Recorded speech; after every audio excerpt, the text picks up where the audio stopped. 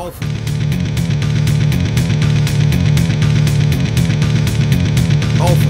for sake. Alan, FowlMouth, how we doing? Cat's annoying us because she wants feeding, but I'm going to take this opportunity to sort out what we're going to be doing next. It's been requested, and I always wanted to do it anyway. It's 5x mod, but also with the unofficial code patch mod. First off, I'm going to go through that.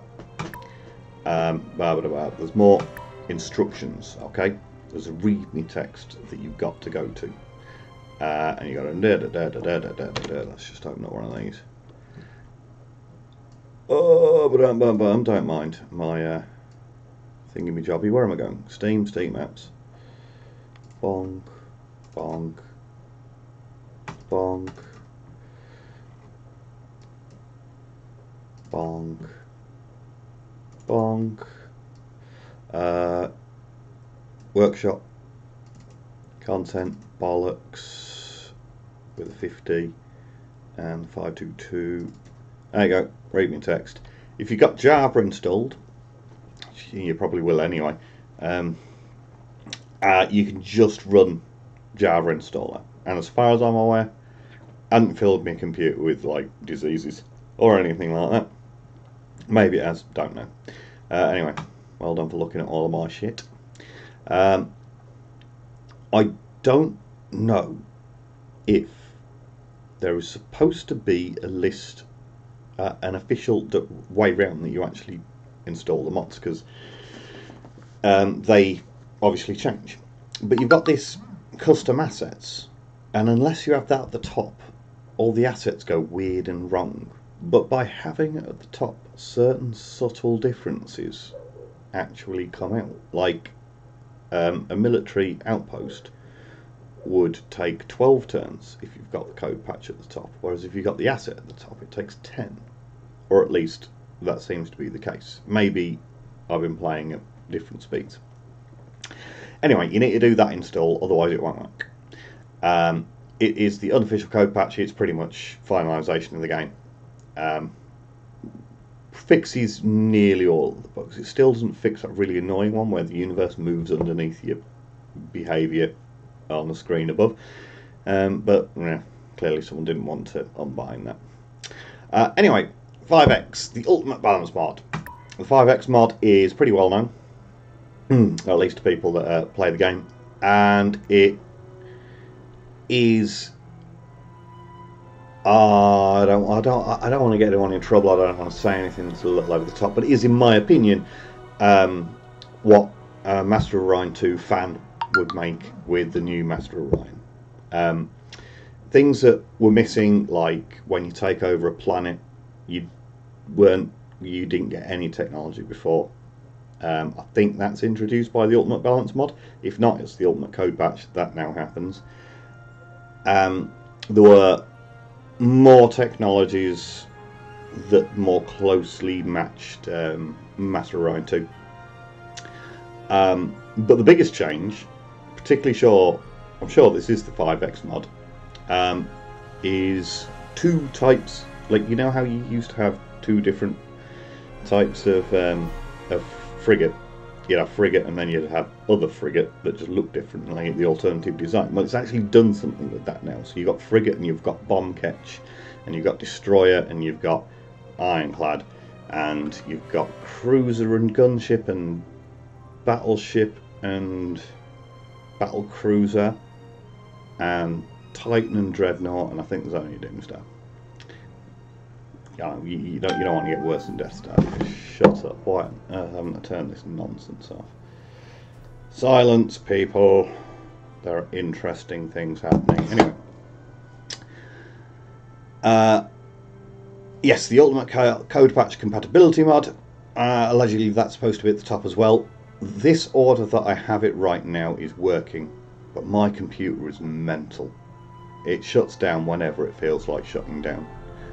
The graphics just turn off whenever they do that. And my computer before did this as well. I think maybe the problem is graphics card at the moment. Maybe it's AMD's Wattman. I had it attached to a telly, an HDMI telly, and 6K, 4K, was basically, yeah, it had HDMI 2.0, but it was 4 1080 panels that had all been stitched together, and it did internal nonsense to make that happen. So it was very, very, very, very cheap 4K panel. And I think that might have been messing up Whatman. I'm not sure. It seemed to be more stable when I unplug it, but then it did still crash then. So I got a better power supply as well. It was a massive pain in the ass. Anyway, right. We are going to go into, and I'm going to finish off the rest of this video a bit with the intro. So if you skip this, you'll just go straight into the game. I want to play as Darlock. Yep, new game. I've been trying to practice as Darlock. I've got elusive and paranoid. The Darlock of Nazine both crave and despise identity. Their shape-shifting nature puts them at odds with themselves as often as with other races, since they neither trust nor can be trusted. They constantly scheme in the shadows, while their agents hide in plain sight, gathering information to serve the purposes of the Cabal. Scavengers by nature, they pull together elements from different sources into mismatched but effective patterns. The Darlock eschew open conflict and would rather sap their enemy's strength or place them on a collision course with another race before moving in for the final blow. Shall I turn Buscemi off now? I love that picture. I don't know who made it, but whoever it was, thank you very much. Not for giving me any rights to use it, like I don't think I've got any rights to use it, but thank you for just making the world a better place. Right, we're going Darlock. Right. I don't think Code Patch actually makes any of these changes. I think it's 5X mod that makes these changes, with a whole bunch of different galaxies to go on. It basically just increased all your options there. We're going to go with 8 players. We're playing on very hard because I think the Ultimate Code Patch actually made the difficulties in the AI a bit better anyway. Not 100% sure on that one. But 5X, playing it on 5X, certainly you do meet more difficulties because there's more advantages that the AI can take advantage of. The game pace, I've got normal, fast, very fast, which might be why those things were changing, but I don't think it is. We turned off diplomatic victory. I won recently actually with the Illyrians an economic victory. Given they have a morale penalty, I was absolutely delighted with that. There was a Meklar and an Alkari. Both were about 1/3 of the galaxy each, and then there was all other little ones. I made an alliance with the Cylon and swallowed all of the little ones, and ended up having more colonies than anyone else. I was really, really very fortunate to have won that, because it was like good 50 or so turns where they were. I actually started the war between them and paid the Meklar to start the war. It was great. They kept wiping out each other's science victory locations. So yeah, that was a tricky one. I had to hard tech towards Interplanetary Stock Exchange and go and get an economic victory. Anyway, right. Starting the game on that. Yo, pre-warp is dead hard.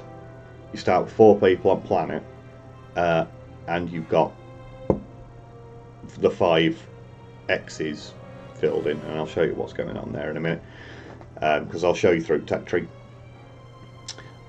Yeah, pre-warp's dead hard, because you're left for dirt, because AI has massive advantages. There is actually an impossible difficulty, and you know I'm going to have tried it on impossible.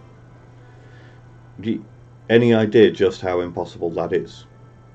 Whoever put that in, what level of sadism and unrealistic play? If anyone actually is able to win a game on that, show me who they are.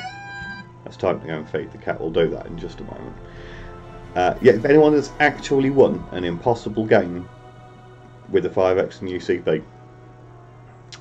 Chuck me a link to them because I want to watch it, because oh my god, it's so hard.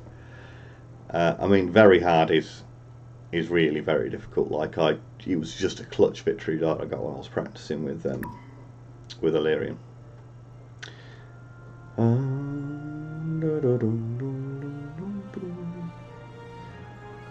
Oh dear me. Yeah, so if you load the mods the other way around, that takes like no time at all.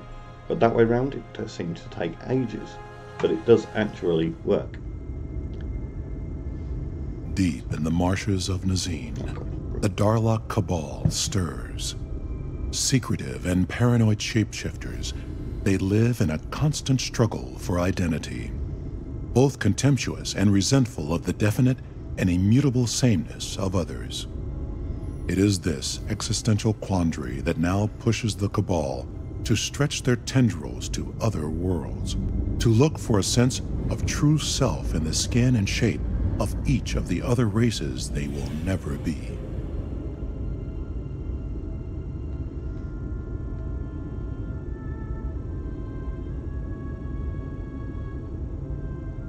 Oh, there we go.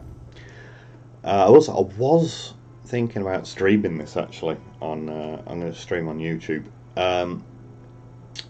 and just going start to finish for as long as I could. But I think it's better off as a series, like actually showcasing the mods properly and doing all stuff. Oh my god, I've started on pre-warp, haven't I? Choose God what damn it. mystery the examiners will fathom next. Fine. Right, 5X. Exploration, expansion, exploitation, extermination, expropriation. It's the new one. Right, this is bomb catch. And this is the frigate. You research them independently. And then, for all the way up, then you get to choose between one or the other. Unless it's crazy Cylons, whatever they are. Then, but obviously they get them anyway because they're creative. Yeah, there are many other things. For example, right, we all know the soil enrichment facility, you all know deep sea cooling, but have you ever heard of a solar kiln? Fungal farms, yeah, fair enough. Extra housing, nice. Seagrass scouter, fungus scouter. All the specialist resources that you got on planet that basically be like +2 to credits or +2 to industry actually mean something now, which is really quite nice. They've completely reworked how a lot of the credits do. So government support facility used to be you can now collect tax on this planet, and you got a morale advantage. Government support facility now +5 credits. Nicer. Cross prospecting. Pollution cleanup at the same time as giving you 2 production. Kind of nice. One thing that's never going to change is the automatic factory. Although production +3 and it's a bit cheaper. I think it's +5 in the original game? Can't remember. Research labs, also a little bit cheaper. Colony bases. Once you research colony base, you can build the fucking thing on your planet. Well done. That wasn't a massive oversight in the original game at all. So now there's no sort of time limit to when you want to start colonising. There's more examples of planetary wonders actually being used properly. There are also dark marsh format transformation. Most species now have their own planet uber biome. Illyrians don't have one, and I don't know who else doesn't have one. Probably humans, to be honest. Right, I don't know specifically what to tell you, and each direction is going to be its own direction.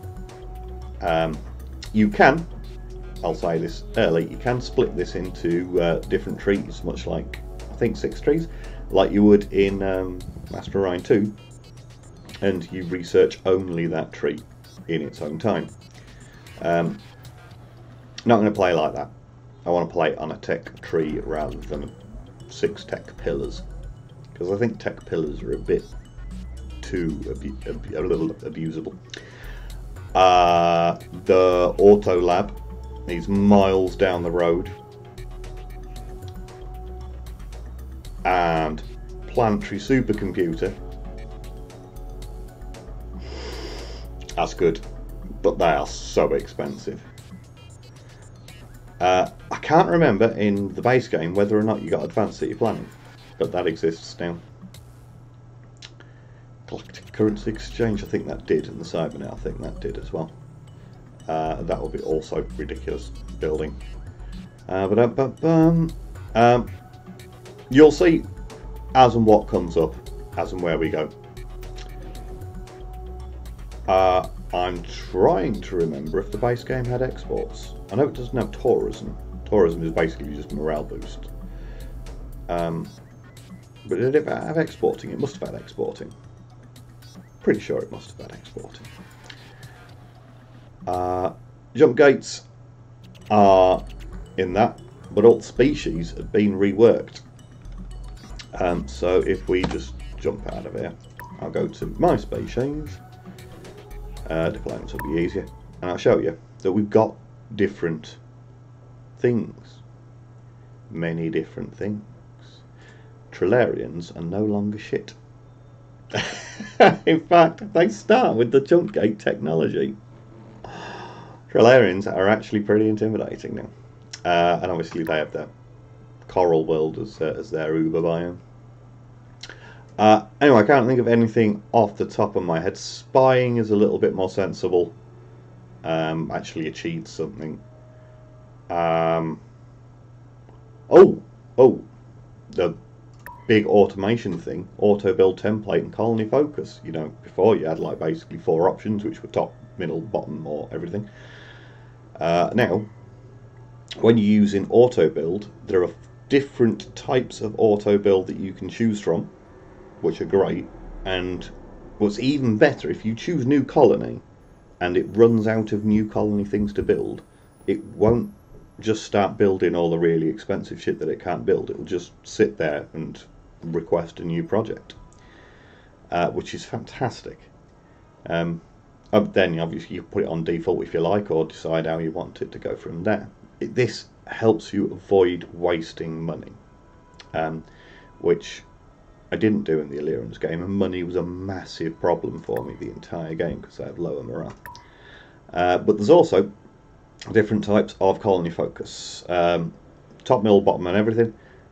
Clean is you will only work up to and fill up clean production slots. So, oops, wrong one. Put that back on balanced, obviously. If you don't know how pollution works, your biome, the current biome, has that many points. When that fills up, it drops down a level. So if we were to terraform this into Terran, we won't want to make a dire marsh, but that's besides the point. If we were to terraform this into Terran, it loses more of its pollution cleanup, and therefore it will go back down to swamp if that pollution gets too much. Not really something that you very often have to worry about, but if you have like an ultra-rich planet, it's very easy to accidentally put too many people in production. Like right now, on balanced with 4 people, it's pretty close to the edge. So just clean puts more people in industry, less people in food, and more people in science, which is a very good thing. I think it just puts enough people into food to keep them alive. So you can swap into... I have to be making noise outside. Yeah, you can swap into stuff like that much easier, into making more research. Growth only sticks them in those two, doesn't put them in research, but it's very useful. That does not obey any pollution constraints of itself. Manual obviously is manual. However, there is an auto cleanup button. If you really can't be arsed caring about your colonies, and you just want to leave it unbalanced, and you don't want to care about constantly bothering with cleaning up the biome, you click the auto cleanup button, and that just eliminates from your production how much it would need to clean up. It's a very inefficient way of using your people, but it does save you clicking on a lot of buttons a lot of time.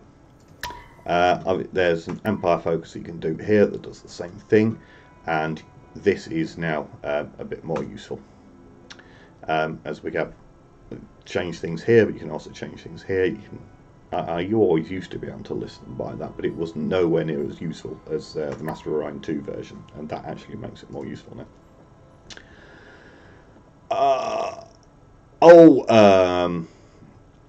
The income from gas harvesters and mineral for asteroid belts, they are much better. They are much improved. Pirates are much harder. There are many more anomalies. The anomalies are more worthwhile. Pirates killing them, you get more money, but you shall only get one population if you're lucky enough to get the population anyway. And I won't be able to tell you quite how many it is yet. I know I can tell you that a destroyer takes up 7 command points. Command points have been reworked into different numbers. Generally, ships take up more command points. It makes the... What was that building? 50 is minus 50% from command points. Missed. Proper high up. I think it's not that high up. Is it that one? Yes, there you go. Space Academy, command point minus 25% actually makes a difference. As you know, when they were only costing 1, 2, 4, 8, 16, I think it was. Then it basically didn't make any difference. Anyway, right. Ladies and gentlemen, I'm going to get on with playing this as a Let's Play now. And hopefully I win. I lost the last 2 on these settings. I'm playing on one of the specials, and I'm playing on a large galaxy, because large galaxies are more difficult to spread out and, you know, claim your space. Like in the last playthrough, I got 11 systems, and I thought, you know what, that's enough. 11's enough for me. And 11 wasn't enough for me. I mean, fair enough. Like I got outpaced by Cylons. People we are not going to be able to defeat. Runaway military Illyrians with like huge death ball fleet. Cannot beat them. They will literally just go around bopping everybody's brains and conquering the galaxy. So if that happens, I'm going to have to restart. Runaway economic Cylons. I keep calling them Cylons. I can't even remember if they're called Cylons. I've been playing this game for like the last 200 hours or so. Come on, brain. Yes, they beat me in the last game. They got a technological victory on turn 320. Oh, I barely got past Tritarium armor at that point. I have no idea how they got quite that good. Runaway numerous Sakra, runaway numerous Meklar, as you stand up between those two. Any of those circumstances, I will try my hardest to fight against them, but I don't know whether or not I'm going to achieve that. Nasty aggressive Terrans, whatever, but runaway diplomacy. Humans are unable to win, but are still a force to be reckoned with. Most of the other cases I'll be able to deal with until, if there's Nolums and they have a ridiculous economy, you're just going to have to cross fingers that nobody researches planetary stock exchanges, because that's what activates the economic victory, what activates the Galactic Monetary Fund or whatever it's called. And then obviously by buying that, it's 50%, or maybe it's 40% in that, and to have the highest GDP, but that I think needs to be at least 30% to fire as well, and you have to hold both of those conditions for 10 turns. It's a pretty easy victory to get, but nowhere near as easy as diplomacy victories. Diplomacy victories is really boring, that's why I like to play with them turned off. The game goes on a lot further. Hopefully the processing should be nice and quick. I'm running a 36 Ryzen 5 3600 now. which is about 5 times better than the old servers I was running. Technology is wonderful. Like, that's a mid-range processor, and graphics should be better. Vega 56 again, sort of lower mid-range, but easily powerful enough to do Master of Orion. Anyway, so hopefully that should be right. Right, thank you very much for watching. We'll see you in episode 1.